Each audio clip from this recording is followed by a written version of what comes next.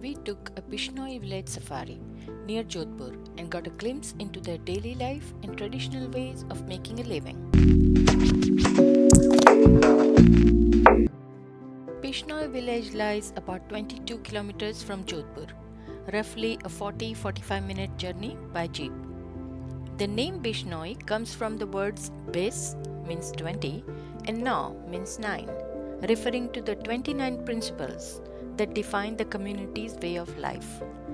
Primarily engaged in farming, weaving, and block printing, the Bishnoi people uphold traditions dating back to the 15th century.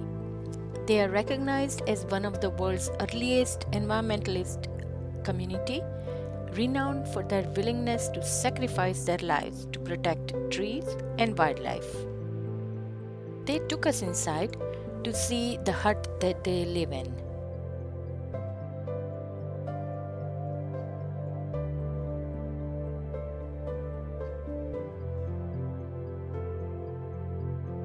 These days, they store their grain in a large mud container, and they even keep their water bottles covered so the water stays cool during the hot summer months. This seed is where the opium comes from. They also demonstrated how they prepare opium. It plays a significant role in their traditions.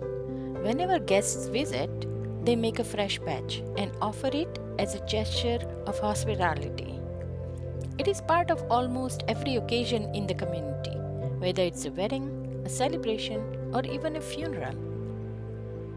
If they use liquid from the seed, that is pure opium and it's very strong. So they use other ingredients and grind those together. Add some water and filter it. That becomes opium water, which is first served to God and then to all the guests.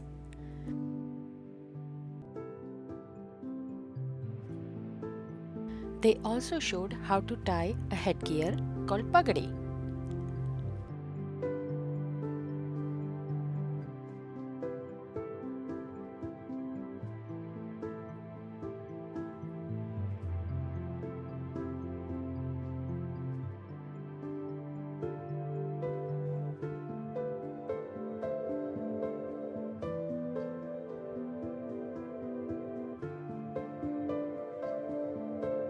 Right in their yard are paya weaver birds. They build these long-hanging, very intricate nests, which are built mainly in a colony. Incubation period for their eggs is 14 to 17 weeks.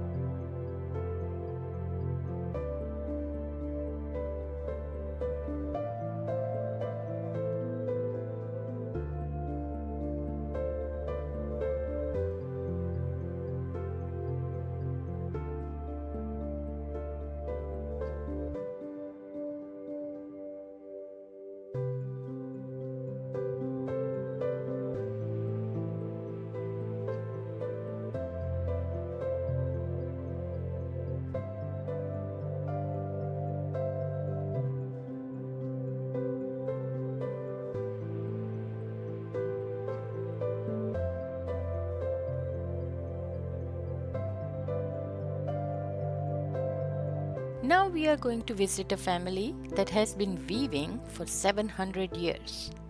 They do interlock weaving.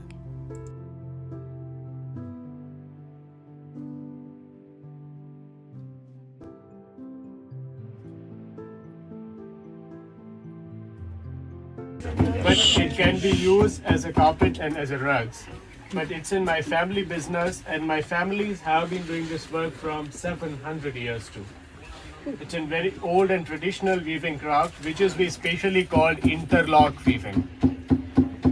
As you are looking, so here are the two different parts for the making. Do you know warp and waft? Yes.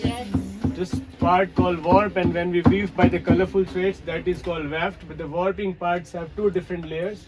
The colorful threads, we are just putting them between these two layers, and then after we fix them from this puncher tool like that, stool is made of wood and metal, and it is approx 8 to 900 gram. So we beated each ridge very tightly. So that is why it's so strong and tightly weaves. It doesn't have a space to go dust inside, and it is as well as waterproof also. If you are putting water on the top of the mat, doesn't go outside 20-30 minutes. It's very strong and very stiff like this. And first we put this colorful thread here. After completing the whole line, then we will have to lock them. And this is the interlocking setup. When we will up and down this both levers, then after the warping layers would be exchanged and comes that type of locks at here. It is we call interlock. The locking we do after completing the one line, and per inch we do in the 26th time.